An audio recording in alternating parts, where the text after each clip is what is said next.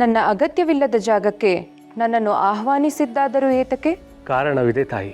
ತಾನು ದುಃಖಿಸದವನು ಮತ್ತೊಬ್ಬರ ದುಃಖಕ್ಕೆ ಸ್ಪಂದಿಸಲಾರ. ಹಸಿವಿನಿಂದ ನರಳದವನು ಅನ್ನದ ಬೆಲೆ ಅರಿಯಲಾರ. ತಾನು ಬಡತನದ ಬೇಗೆಯಲ್ಲಿ ಬೇಯದವನು ಜನರ ದಾರಿದ್ರ್ಯವನ್ನು ಅರ್ಥ ಮಾಡಿಕೊಳ್ಳಲಾರ.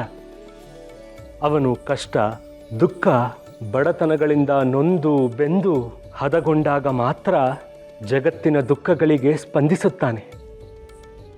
ಈ ವಿಚಾರವನ್ನು ನಾವು ಅಪಾರವಾಗಿ ನಂಬುತ್ತೇವೆ.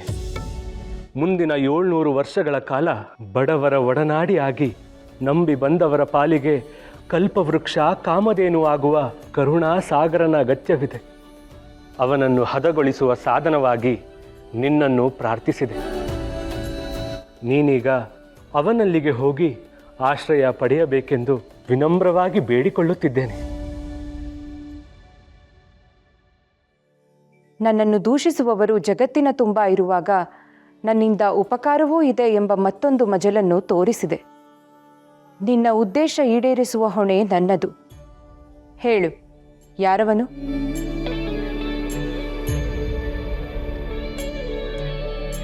ವೆಂಕಟನಾಥ. ವೆಂಕಟನಾಥ.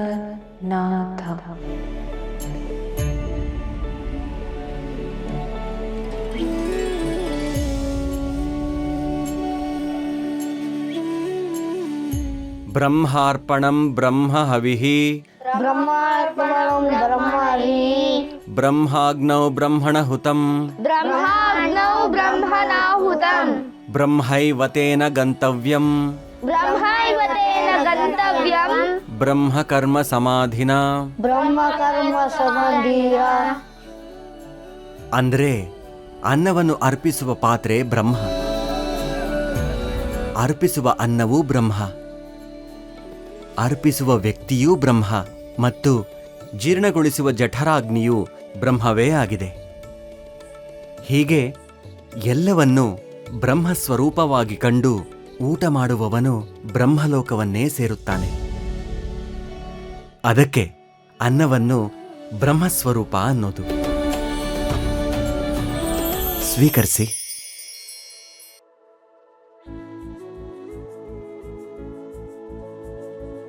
ಶ್ರೀಹರಿ.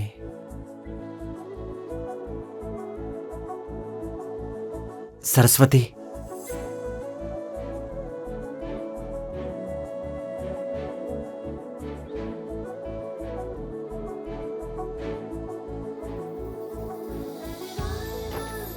ಸರಸ್ವತಿ, ನಾನು ಏನೇ ಹೇಳಿದ್ರೂ ಕೇಳ್ತೀಯ, ಪ್ರಶ್ನೆನೇ ಮಾಡಲ್ವಲ್ಲ, ಯಾಕೆ?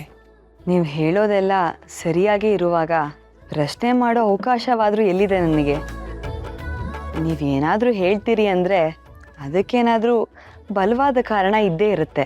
ಅತಿಯಾದ ನಂಬಿಕೆ ಒಳ್ಳೆಯದಲ್ಲ ಸರಸ್ವತಿ. ಪ್ರೀತಿ ನಿಂತಿರೋದೇ ನಂಬಿಕೆ ಮೇಲೆ. ನಿಮ್ಮನ್ನು ನಾನು ತುಂಬ ಪ್ರೀತಿಸ್ತಾ ಇದ್ದೀನಿ ಅಂದರೆ ತುಂಬ ನಂಬಿದ್ದೀನಿ ಅಂತ ಅರ್ಥ. ಮಾತಲ್ಲಿ ನಿನ್ನ ಗೆಲ್ಲೋಕ್ಕಾಗೋದಿಲ್ಲ ಬಿಡು, ಅದು ನನಗೆ ಚೆನ್ನಾಗಿ ಗೊತ್ತಿದೆ. ಇವತ್ತು ನೀನು ನನಗೋಸ್ಕರ ಒಂದು ಕೆಲಸ ಮಾಡಬೇಕು. ನೀವು ಹೇಳಿದ ಕೆಲಸ ಮಾಡೋದಿಲ್ಲ ಅಂತ ನಾನು ಯಾವಾಗ ತಾನೇ ಹೇಳಿದ್ದೀನಿ? ಹೇಳಲಿಲ್ಲ, ಹೇಳೋದೂ ಇಲ್ಲ, ಅದಕ್ಕೆ ಹೇಳ್ತಿದ್ದೀನಿ.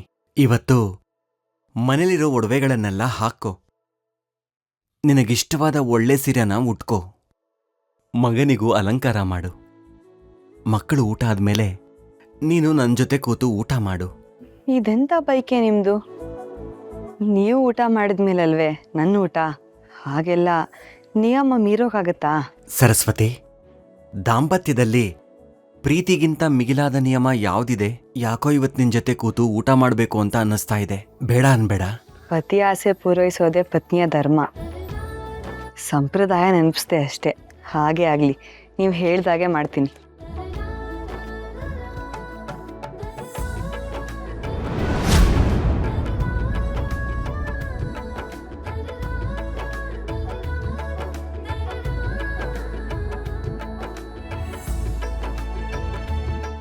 ಇವರ ಆಶ್ರಯಕ್ಕೆ ನಾನು ಹೋಗಬೇಕೆ? ಇದೆಂತಹ ಸಂಕಲ್ಪ ನಿಮ್ಮದು?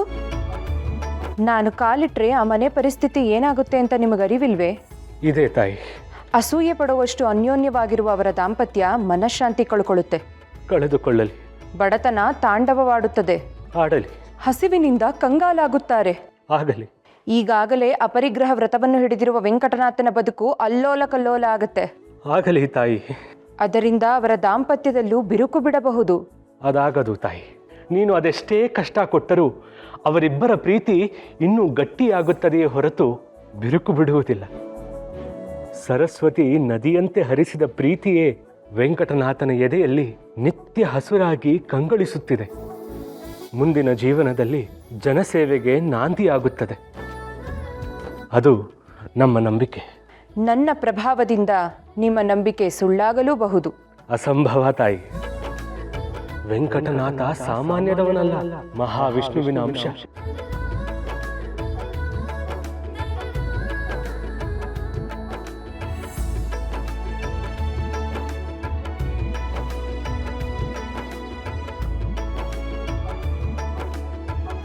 ಪ್ರಹ್ಲಾದನಾಗಿ ಅವತರಿಸಿ ತಂದೆಯಿಂದ ಪಡೆದ ಸಾವಿನ ಶಿಕ್ಷೆಯನ್ನೇ ಗೆದ್ದು ಬಂದವನು. ಮಗನೇ, ತಂದೆಗೆ ಮೃತ್ಯುವಾಗುವ ಜನ್ಮ ನನಗಿನ್ನು ಸಾಕು ಪರಮಾತ್ಮ. ಇನ್ನೇನಿದ್ದರೂ ಮುಂದಿನ ಜನ್ಮದಲ್ಲಿ ನಿನ್ನ ಭಕ್ತರ ಸಂತತಿಯಲ್ಲಿ ಜನಿಸುವಂತೆ ಅನುಗ್ರಹಿಸು. ತಥಾಸ್ತು. ಬಾಹ್ಲಿಕನಾಗಿ ಜನಿಸಿ ಶ್ರೀಕೃಷ್ಣನಿಂದ ಮೋಕ್ಷ ಪಡೆದವನು.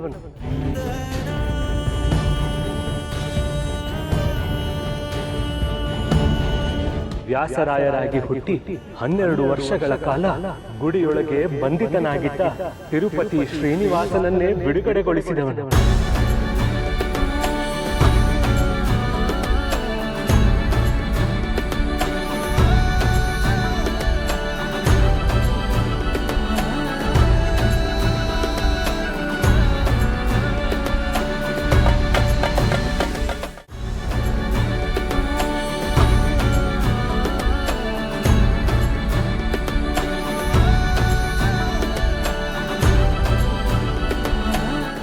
ಈಗ ವೆಂಕಟನಾಥನಾಗಿ ಜನಿಸಿ ಮುಂದೆ ಗುರುರಾಯರೆಂಬ ಬಿರುದಾಂಕಿತನಾಗಿ 700 ವರ್ಷಗಳ ಕಾಲ ಕಲಿಯ ಪ್ರಭಾವದಿಂದ ಅಧರ್ಮ, ಅನ್ಯಾಯ, ದಾರಿದ್ರ್ಯಗಳಿಂದ ನರಳುತ್ತಿರುವ ಭಕ್ತ ಸಮೂಹವನ್ನು ಉದ್ಧರಿಸಬೇಕಾಗಿದೆ.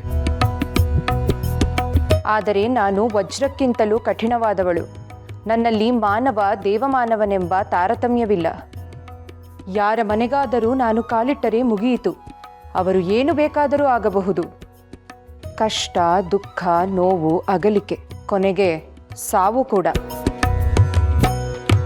ಅವನು ಎಲ್ಲವನ್ನೂ ಗೆಲ್ಲುತ್ತಾನೆ ಎಂಬ ನಂಬಿಕೆ ನಮಗಿದೆ ತಾಯಿ. ಬೆಂಕಿಯಲ್ಲಿ ಬೆಂದರಷ್ಟೇ ಕಬ್ಬಿಣ ಖಡ್ಗವಾಗುವುದು. ಉಳಿಯಲ್ಲಿ ಪೆಟ್ಟಾದರಷ್ಟೇ ಶಿಲೆ ಶಿಲ್ಪವಾಗುವುದು.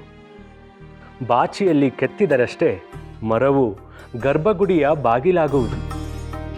ನಿನ್ನ ಕಠೋರ ದೃಷ್ಟಿ ಅವನ ಮೇಲೆ ಬಿದ್ದರಷ್ಟೇ ಅವನು ಕಾಮಧೇನು ಕಲ್ಪವೃಕ್ಷವಾಗುವುದು. ಇಷ್ಟು ಹೇಳಿದರೂ ನನ್ನ ಕಲ್ಲು ಹೃದಯ ಕೂಡ ಕರುಣೆಯನ್ನೇ ಸೂಸುತ್ತಿದೆ.